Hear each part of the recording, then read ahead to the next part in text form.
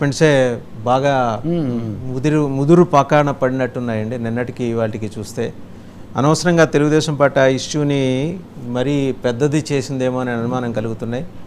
వాళ్ళు అందులో అక్యూజ్డ్ నిందితుల తరఫు సమాచారాన్ని బోండా ఉమా లీక్ చేయటం, సబ్సిక్వెంట్గా ఆయనే అండర్గ్రౌండ్కి వెళ్ళే పరిస్థితి. అంటే యాంటిసిపేటరీ బెయిల్ దృష్ట్యా ఏమన్నా అరెస్ట్ చేస్తారేమోననే ఒక అనుమానం కారణంగా ఆయన అండర్గ్రౌండ్కి వెళ్ళినని ఒక సమాచారం. ఎందుకంటే ఆ నిందితులు చిన్నపిల్లలు అంతా బిలో 17 years వాళ్ళ సమాచారం ఈయన దగ్గర ఉన్నట్టు పోలీసులు అనుమానిస్తారు. ఓకే,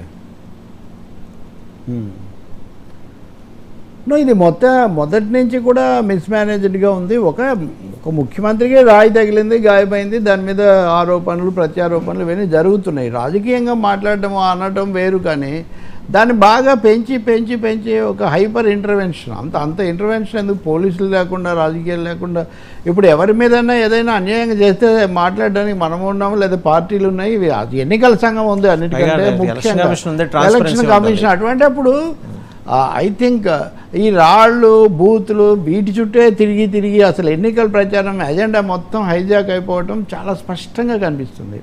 ఇక రెండవది, ఏ ఉద్దేశంతో రాయేశారు, తెలిసేసారా తెలియకేసారా? అసలు ఫస్ట్ ఏమో వాళ్ళు కుట్ర అంటే వీళ్ళు కాదు, డ్రామా కాదు, నిజమే అరెస్ట్ చేశారన్న తర్వాత ఇంకా ఆ విషయం బయటికి రాకముందే అందరికంటే ముందు స్పందించిన వ్యక్తి బోండా ఉమా. నేను మీతో ఆ రోజు కూడా ఆ వంకా సీన్ అని ఒక పేరు చెప్పాడు, మరి ఆ పేరు ఇందులో లేదు. మరి మీరెందుకు ఒక పేరు చెప్పారు? మీ పార్టీ కూడా చెప్పకముందే. ఇలాంటి చాలా ప్రశ్నలు ఆయన చూపించినటువంటి జోక్యం అనండి, అదుర్దనండి, వ్యాఖ్యానం అనండి, వాళ్ళ పార్టీ వాళ్ళు కూడా దాన్ని బలపరచలేదు. తర్వాత చంద్రబాబు నాయుడు కూడా పరస్పర విరుద్ధంగా మొదట మాట్లాడి తర్వాత మార్చుకొని ఇవన్నీ కూడా చేశారు.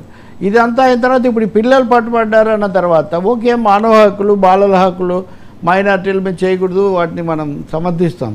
కానీ అదే సమయంలో అసలు ఘటన గురించిన చర్చ జరగకముందే మళ్ళీ ఈ పిల్లలు వీళ్ళకి అంతా అయిపోయింది, ఒకటేమో బాటిల్ కోసం డబ్బులు ఇవ్వకపోతే చేశారని, అది అయిన తర్వాత అన్నా క్యాంటీన్ కొన్ని, ఇవి యాదృచ్ఛికం కాదు, వీటి మీద డిబేట్స్ పెట్టారు, వీటి మీద రికార్డెడ్గా వాళ్ళు మాట్లాడారు. ఇవన్నీ ఎందుకు చేసినట్టు నెరేటివ్ బిల్డ్ చేయటం అండి. ఇదంతా కూడా నెరేటివ్, ఏ నెరేటివ్ తీసుకోవాలి? ఈ అత్యుత్సాహపు జోక్యం, ముందుగానే దీనికి ఎదురుదాడి చేయాలి, కౌంటర్ చేయాలి అన్న అత్యుత్సాహపు కౌంటర్, అసలు ఒరిజినల్ రాకముందే కౌంటర్ వస్తే ఎట్లా ఉంటుంది? మీరు సిచ్యువేషన్ చూడండి, నేను ఏదన్నా అంటే మీరు అనాలని మీరు సిద్ధమై ఉండొచ్చు, కానీ నేను అనకముందే మీరు అంటే సినిమా క్లాప్ కొట్టకుండానే క్లైమాక్స్ సంథింగ్ లైక్ దట్. అదే ఆ పాతకాలం ఆకాశవాణికి లెటర్స్ రాసేవాళ్ళు, అసలు ప్రోగ్రామ్ రాకముందే వాసుదేవన్ గారు మాట్లాడింది చాలా బాగుందని వీళ్ళు చేశారంట, వాళ్ళు ఏదో కారణంతో ఆపేశారు.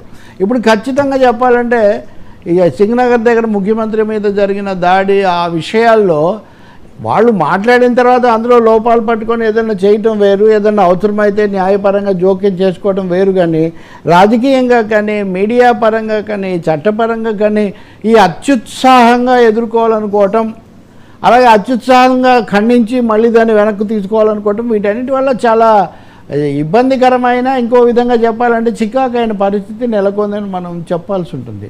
దీనికి కొంచెమన్నా ఆలోచన లేకుండా ఏదో ఒకటి అంటే ఏదైనా చెల్లుతుంది, టేకన్ ఫర్ గ్రాంటెడ్ అనే అట్మాస్ఫియర్ ఇప్పుడు ఆంధ్రప్రదేశ్లో ఉంది చూడండి. ముందు అది దీని అంతటికి కూడా కారణమవుతుంది. ఒక ఇన్సెక్యూరిటీ, ఒక అభద్రత, రాజకీయ రెండు ప్రధాన పార్టీ శిబిరాలను ఒక అభద్రతతో కూడినటువంటి బాధ్యతారాహిత్యమైనటువంటి వ్యాఖ్యానాలు బాగా పెరిగిపోయినాయి.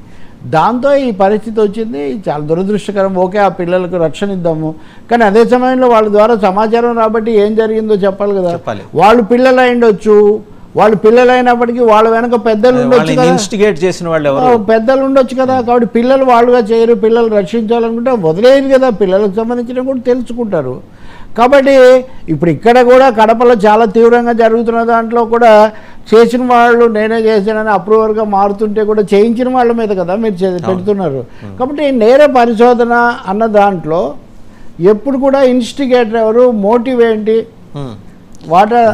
మోడస్ ఆపరెండి ఏంటి, ఈ విషయాలు తప్పకుండా ఎస్టాబ్లిష్ అయితేనే భవిష్యత్తులో లేకుండా ఆపడం సాధ్యమవుతుంది. అందువల్ల ఎవరు జగన్, ఎవరు చంద్రబాబు అనే కోణం కానే కాదండి. ఇక్కడ ఒక తీవ్రమైన ఘటన, ఒక అవాంఛనీయమైన ఘటన జరిగింది, ఆందోళన కలిగింది.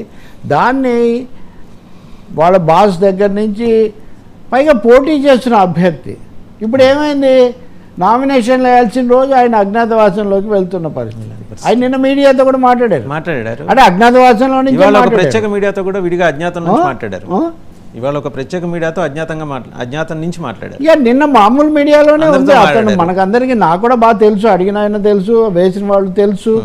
మరి అంత అజ్ఞాతంలో ఉన్నప్పుడు ఎందుకు మాట్లాడాల్సి? ఇప్పుడు కొన్ని సందర్భాల్లో ఏ మావోయిస్టులో లేకపోతే ఏ మొద్దు సీన్లో అజ్ఞాతంలో నుంచి మాట్లాడతారు చాలా కాలం అయితే అదంతా. కానీ ఇంకా ప్రజల మనిషి ఎమ్మెల్యే అంత కూడా జరగలేదు, ఇంకా అసలు ఏమీ ఆలోచించలేదు అని వెంటనే నాకేదైనా జరిగితే ఊరుకోనని ఆయన హెచ్చరించడం, వీళ్ళు కూడా దానికి సంబంధించి చంద్రబాబు నాయుడుకు నిజంగా ఎంత విచిత్రంగా ఉంటుందంటే, ఇప్పుడు ఇవన్నీ మాట్లాడితే తెలుగుదేశము ప్రభుత్వం అంటారు. ప్రభుత్వాన్ని ఒక అక్షరం సమర్థించే ప్రశ్న లేదు ఇక్కడ.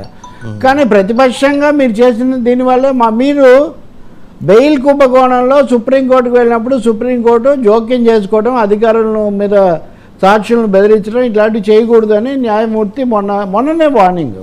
నిన్న వార్నింగ్ వెంటనే మా బోండా ఏదైనా జరిగితే ఊరుకోము, మీరు ఇది చేయకూడదని.